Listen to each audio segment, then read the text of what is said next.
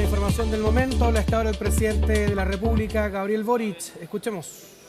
Acuerdo marco de libre comercio con Filipinas, con Japón, ustedes lo vieron, con Corea del Sur y también con Nueva Zelanda y Singapur. Lanzamos una nueva iniciativa de acuerdo de transición energética verde, a los cuales ya países nos manifestaron su disposición y voluntad de hacerse parte. Además, pude tener reuniones con inversionistas coreanos extranjeros y una muy buena noticia, estuvimos en el Centro Coreano Nacional de Tecnología e Innovación y nos manifestaron su voluntad de instalar una sede de este centro en Chile. Este es un centro, como ustedes imaginarán, de alto nivel que va corriendo las fronteras en materia de ciencia, tecnología e innovación en el mundo y tienen sede solamente en Alemania, en Estados Unidos y en India.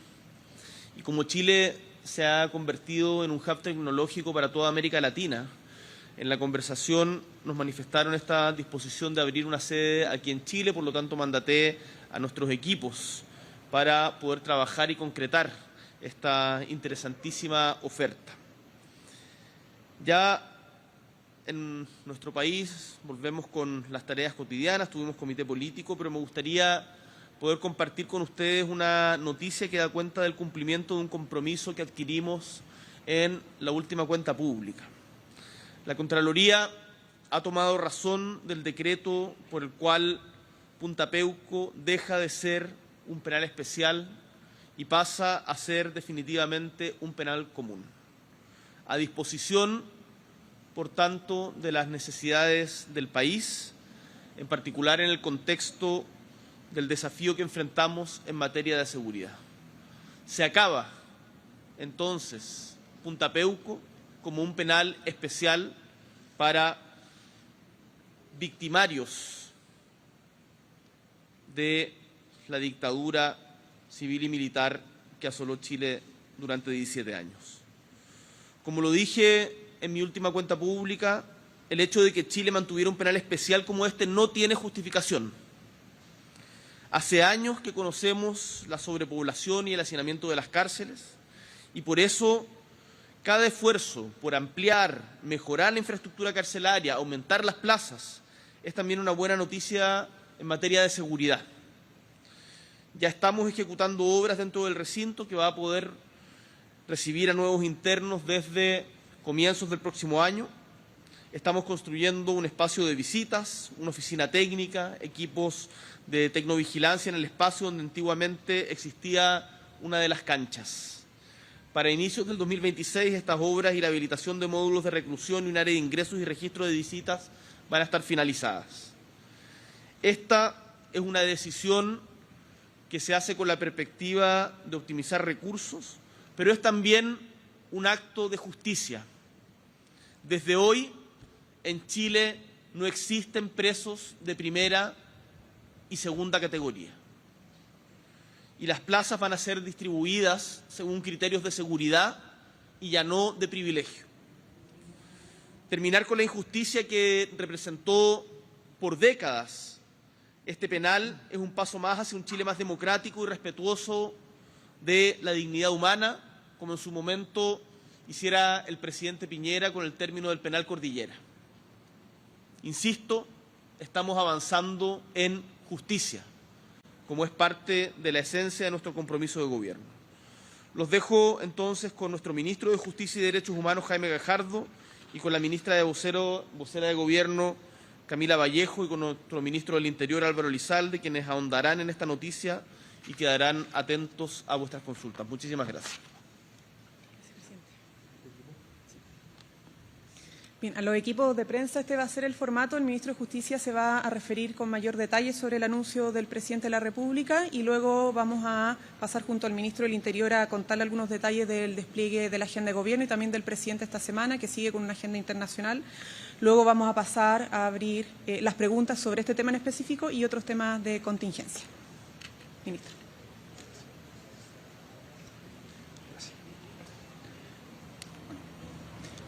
Muy buenos días a todas y a todos. Tal como lo ha señalado el presidente de la República, el día de hoy damos a conocer que la Contraloría General de la República tomó razón de la modificación al decreto que en el año 95 creó el penal especial de Punta Peuco, especial para personas que cometieron crímenes de lesa humanidad durante la dictadura militar y además violaciones graves a los derechos humanos.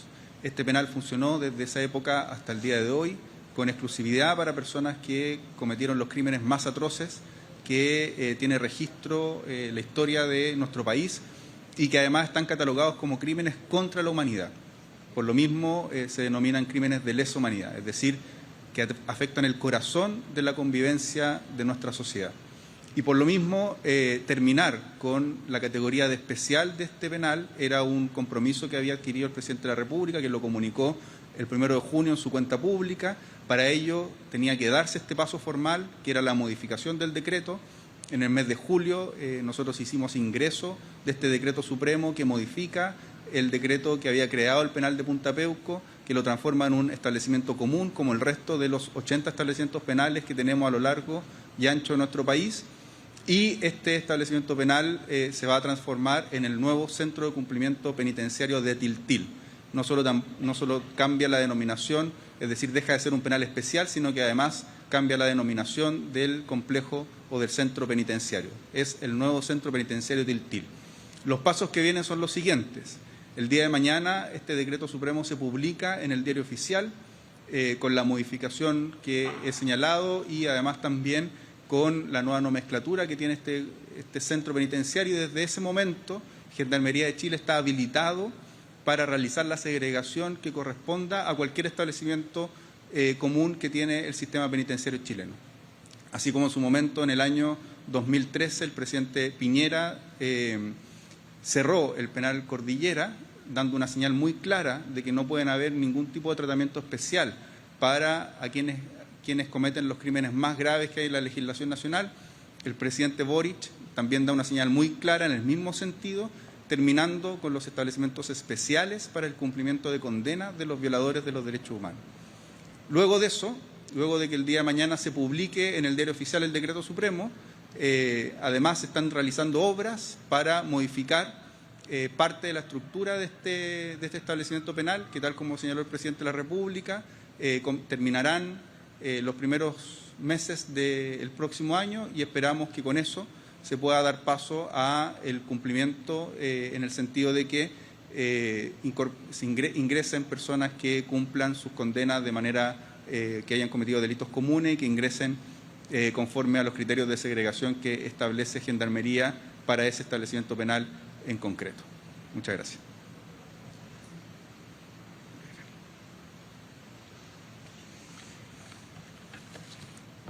Muchas gracias al ministro de Justicia por darnos más detalles sobre este importante anuncio, bajo además la agenda de cumplimiento de compromiso que ha hecho el presidente de la República de cara al país. Esto es algo que efectivamente se había anunciado públicamente por parte del presidente y hoy día ya podemos dar cumplimiento a aquello. Es más, porque viene a reforzar efectivamente la agenda de este gobierno en materia de derechos humanos, justicia, verdad y reparación. Pero en otros temas de la semana quisiéramos en primer lugar señalar una buena noticia por parte del Gobierno, porque las cifras siguen hablando por sí solas. El IMASEC alcanzó un 3,2% y queremos en ese sentido reforzar que durante el Gobierno del presidente Gabriel Boric no solamente Chile está creciendo sobre las expectativas, sino que lo está haciendo a la par que reduce el desempleo, aumenta las pensiones, aumenta el salario mínimo, reduce la jornada laboral y también avanza en gratuidad en materia de salud pública. Junto con ello, la agenda internacional sigue avanzando. Luego de una exitosa visita a Corea del Sur, como lo ha señalado el propio presidente de la República, no solamente tenemos un importante anuncio que reforzar, que es que Chile va a ser sede de este nuevo encuentro de la PEC el 2032, Y esto da cuenta no solamente de la valoración que tiene nuestro país en materia internacional y en el trabajo que se ha hecho de relaciones comerciales, sino que también porque es un país serio, confiable, ¿no? Y que goza de un prestigio que se materializa en la aprobación de este evento en Chile. Luego, quisiera resaltar que en el marco de la agenda internacional, el presidente de la República, como fue comunicado a través de Presidencia, va a participar de la COP30, que se va a realizar entre el 5 y el 7 de noviembre, y va a jugar Chile un importante liderazgo en las instancias de coordinación público-privada para seguir asumiendo la tarea de enfrentar la crisis climática. La COP30 busca justamente reforzar la agenda de los países, de los estados de los países junto con el sector privado para pasar del discurso a la acción, ¿no? Del discurso de la necesidad de enfrentar la crisis climática a acciones concretas para seguir enfrentando la crisis climática. Luego de ello va a participar del cambio de mando en Bolivia, esto también fue comunicado, justamente esto es una visita importante, la participación del presidente de la República en este cambio de mando es una señal clara de nuestro compromiso por mejorar las relaciones diplomáticas con el país vecino, en el marco además de una tarea que tenemos en América Latina de coordinación entre nuestras policías, entre nuestros consulados, nuestras instituciones estatales para seguir enfrentando la delincuencia y el crimen organizado transfronterizo. Dicho esto, también vamos a seguirnos desplegando como gobierno en paralelo a la visita y a la agenda internacional del presidente acá en Chile en distintas materias. Yo quiero señalar dos en específico. Uno, seguimos con las coordinaciones con el Ministerio del Interior para la campaña Chile Vota Informado. Y ahí el ministro Álvaro Elizalde les va a poder contar algunos detalles de estas coordinaciones y pautas que tendremos en la semana, pero también porque vamos a promulgar una importante reforma que es de las más importantes de la agenda de seguridad de nuestro gobierno, que tiene que ver con la Defensoría de las Víctimas. En Chile, durante años había una sensación de injusticia tremenda por parte de las víctimas y sus familiares, porque cuando se enfrentan a un delito, son víctimas de un delito de distinta gravedad, se sienten desamparados, se sienten que el Estado no las ha acompañado. Y si bien ha habido, obviamente, defensas que, como corresponde a nuestra institucionalidad, a la legítima defensa de las personas involucradas en un delito, las víctimas no han tenido la misma protección y acompañamiento. Y por primera vez en nuestro país estamos creando una institucionalidad expresada en todas las regiones justamente para proteger a las víctimas, y no solamente protegerlas, sino que acompañarlas en los procesos que son muchas veces burocráticos, engorrosos, y donde además las víctimas sienten que no acceden a toda la información que les corresponde para hacer seguimiento de las causas asociadas a los delitos cometidos contra ellas. Así que en la agenda de seguridad vamos a estar obviamente contando más detalles de esta importante reforma y en paralelo también avanzando en mayor democracia, como lo es el despliegue del Chile Vota Informado. Por último, quisiéramos hacer un llamado al Congreso Nacional. Ustedes saben que Chile, en su mayoría, quiere avanzar en una ley de eutanasia y, sin embargo, y a pesar de que el Gobierno le ha puesto urgencia a este importante proyecto, en el Congreso no se ha respetado esta urgencia. Esperamos, obviamente, que el Congreso recapacite, que los parlamentarios involucrados en la comisión que tiene que ver este proyecto de ley respete la urgencia de eutanasia, un proyecto que busca avanzar en mayor dignidad de nuestros compatriotas, dar un acompañamiento como corresponde, evidentemente, a estas personas que están en una situación muy compleja de salud y respetar su derecho a decidir, ¿no? Esto es uno de los temas, insisto, que muchos han catalogado como la agenda, entre comillas, valórica. Sin embargo, es una agenda humana y una agenda que está siendo demandada hace mucho tiempo por nuestros compatriotas. Tener una ley de eutanasia para algunos pareciera ser algo poco importante, poco urgente, pero para muchas otras personas es algo de suma relevancia y que apela, insisto, al respeto a la dignidad humana y al derecho a decidir que tenemos los seres humanos en libertad. Ministro Elizalde. Muy buenos días a todos los trabajadores de la prensa que nos acompañan esta mañana en el Palacio de la Moneda. Como ha señalado la ministra Vallejo, el 16 de noviembre, domingo 16 de noviembre, estamos convocados una vez más a las urnas para elegir las próximas autoridades presidente o presidenta de la República y a los integrantes del Congreso Nacional. En ese contexto queremos insistir en la importancia de la participación ciudadana en un evento electoral tan trascendente para nuestro país. Como ustedes saben, hace poco más de una semana se publicó la ley que establece la sanción en caso de incumplimiento de la obligación de votar, que se aplica a las ciudadanas y ciudadanos, esto es, a las chilenas y chilenos. A través de esta normativa se implementa la reforma constitucional que consagró el voto obligatorio. Simultáneamente a esta tramitación se aprobó una reforma constitucional que eleva los requisitos para que puedan participar en las elecciones los extranjeros. Esta reforma se aplicará a contar de los próximos procesos electorales. Pero lo más importante es insistir en la importancia de participar. Por eso, en la página web del Servicio Electoral, ingresando al RUT, se puede consultar el local de votación, la mesa de votación y si un ciudadano o ciudadana está convocado para desempeñar otro tipo de tareas, ya sea como vocal en las próximas elecciones. Queremos reiterar la importancia de la participación democrática para elegir a las autoridades y en ese contexto también la importancia de informarse a través de los canales institucionales respectivos. Bien, ¿preguntas? Para el ministro Gajardo, dos cosas. Primero, preguntarle detalles respecto al anuncio del presidente de Punta Peuco, si se tiene una estimación de los primeros internos que ingresarían en 2026, cuántos aproximadamente serían, dónde estarían ubicados, qué va a pasar con los internos condenados por violaciones a los derechos humanos que ya están adentro. Se lo pregunto porque hay un proyecto que se está discutiendo en el Congreso que le permite a las personas, incluidos los condenados por violaciones a los derechos humanos, que tengan más de 80 años y que tengan enfermedades terminales, a cumplir su condena en su domicilio.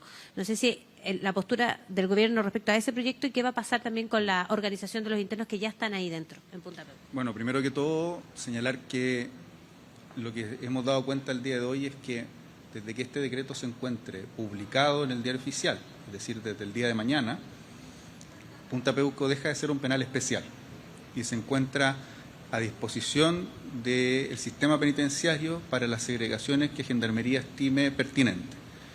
En ese sentido, se están haciendo ciertas adecuaciones en el penal, entre otras para aumentar la capacidad del mismo en 32 plazas en una primera instancia, y con esas adecuaciones, Gendarmería, una vez que terminen esas adecuaciones, Gendarmería va a determinar cómo se va a poblar con esas 32 plazas y qué tipo de perfil va a llegar a ese establecimiento penal en razón de las segregaciones que hace Gendarmería en todos los establecimientos penales de nuestro país. Lo más importante de lo que acabamos de señalar es que desde el día de mañana, cuando se encuentre publicado este decreto en el diario oficial, no existirá ningún penal especial para los violadores de los derechos humanos y criminales de lesa humanidad en nuestro país, y tal como lo hizo el presidente Piñera en su momento, que cerró el penal Cordillera, y tal como lo está haciendo el presidente Boric, se terminan los penales especiales en nuestro país. Y respecto a la pregunta que usted hacía del proyecto de ley que se está discutiendo, nosotros hemos señalado que este es un proyecto que va en el sentido contrario a lo que pide la ciudadanía. Es un proyecto general para dejar libre a las personas mayores de 80 años que han cometido distintos tipos de delitos. Sin embargo, en ese proyecto caben, por ejemplo, violadores de derechos humanos, pero caben también personas que han cometido el delito de violación en contra de menores de edad.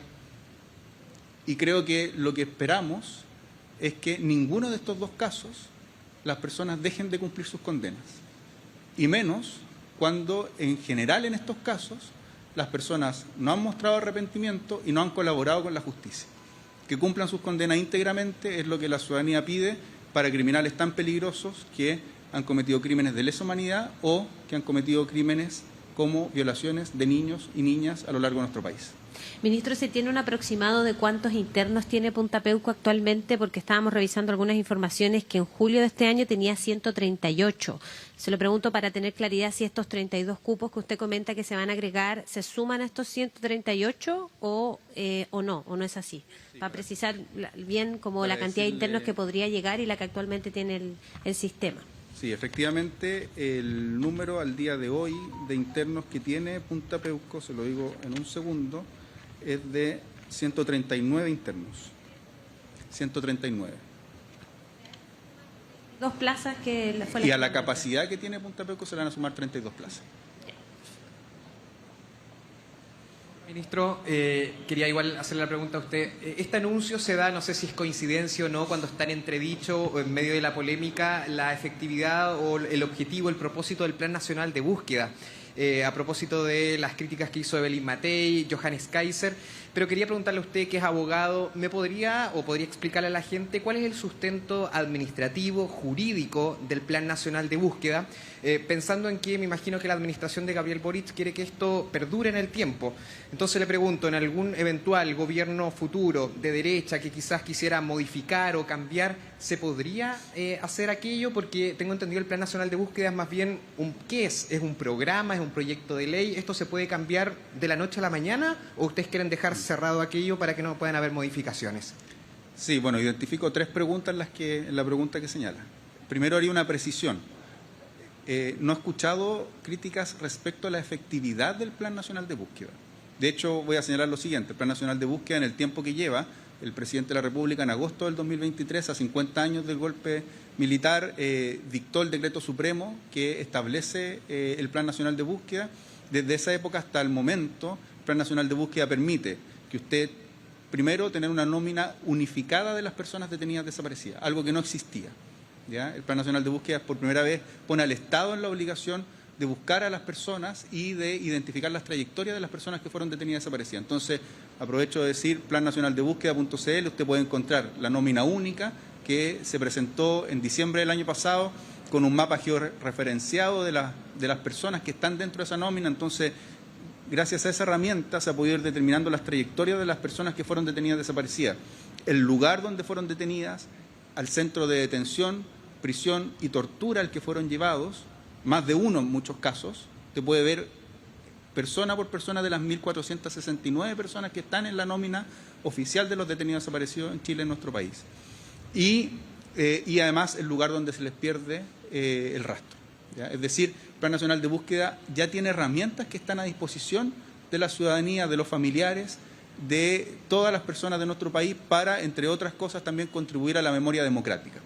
En segundo lugar, gracias al Plan Nacional de Búsqueda han podido aumentar las diligencias. Más de 100 diligencias han desarrollado los ministros y ministras en visita, diligencias que van desde Pisagua, la mina La Veleidosa, Cerro Chena, la ex Colonia Dignidad, Rocas de Santo Domingo, el cementerio en Playa Ancha, donde están los ministros y ministras en visita con todo el apoyo del Estado por primera vez, realizando diligencias para poder hacer hallazgos que permitan mejorar las identificaciones que se habían realizado. De hecho, la semana pasada nos enteramos de una noticia muy importante en la que se encontraron nuevos hallazgos que completan los hallazgos que habían, y es muy terrible además porque es del director de orquesta serenense, Jorge Peñagén, que se encuentran partes de las extremidades de su cuerpo, que precisamente parte de los huesos de sus manos, que dan cuenta de la brutalidad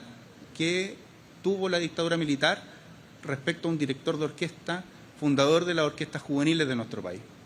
Entonces, se van completando los hallazgos, se le va entregando más certeza a las familias. Y en ese sentido, el Plan Nacional de Búsqueda, con 2 años de funcionamiento, ha tenido importantes avances que nos permiten entregarle más información de lo que ocurrió durante la dictadura militar a nuestro país. Y asimismo, para ser muy claro y categórico, el Servicio Médico Legal no tiene ninguna osamenta sin periciar y a disposición de los ministros y ministras de nuestra justicia. Ninguno. Todas las osamentas que se encontraban en el Servicio Médico Legal, que por desidia en años anteriores no se habían periciado, desde el momento en que están funcionando el Plan Nacional de Búsqueda se hace un esfuerzo específico para periciarlas y se le entrega a todos los ministros y ministras en visitas periciados los antecedentes que estaban al interior del Servicio Médico Legal. Entonces, en cuanto a la eficacia, no hay dudas y no he visto que se ponga en duda la eficacia del Plan Nacional de Búsqueda. Lo que hay son cuestionamientos de personas que lamentablemente permanentemente han negado la existencia de detenidos desaparecidos, permanentemente han negado la labor de la justicia, la ponen en duda, erosionando las bases de nuestra democracia, porque la justicia cumple un papel fundamental para nuestra democracia y nuestro Estado de Derecho. Sin embargo, no trepidan en erosionar aspectos tan centrales para nuestro Estado de Derecho como es el funcionamiento de nuestros tribunales de justicia. Y respecto al Plan Nacional de Búsqueda, funciona a través de un decreto supremo. Están el Ministerio de Justicia a través de la Subsecretaría de Derechos Humanos y en particular el Programa de Derechos Humanos tiene las atribuciones legales para llevar adelante el Plan Nacional de Búsqueda y por lo tanto a través de un decreto supremo funciona adecuadamente y ese decreto supremo en su momento fue tomado a razón por la Contraloría y está funcionando el Plan Nacional de Búsqueda porque es una obligación del Estado que está cumpliendo conforme a los estándares en materia de derechos humanos. Vamos a dejar hasta ahí esta vocería que comenzó con el presidente Gabriel Boric confirmando la transformación del penal Punta Peuco, donde él ha dicho que se acaba Punta Peuco como un penal especial para victimarios de la dictadura cívico-militar y a partir de ahora será un penal común. Se informaba además, y lo explicaba el ministro, que la Contraloría tomó razón finalmente el decreto que establece Punta Peuco como un penal común, que deja de ser un penal especial y que comenzará a recibir internos a partir ya del próximo año, desde enero del 2026, donde pasaría a llamarse el Centro Penitenciario Tiltil. ¿Cuáles son las razones que expone también el presidente? Por un lado, para optimizar recursos y también, dice él, como un acto de justicia, porque en Chile no pueden existir presos de primera ni segunda categoría y además las plazas, los cupos que estaban en este recinto penal van a ser distribuidos a partir de ahora por criterios de seguridad y no por privilegios y de esta manera se busca terminar, dice él, con la injusticia que representó este penal durante décadas. Una situación, una noticia que va a traer repercusiones lógicamente durante esta jornada. 11 de la mañana con 53. Vamos ahora al comando.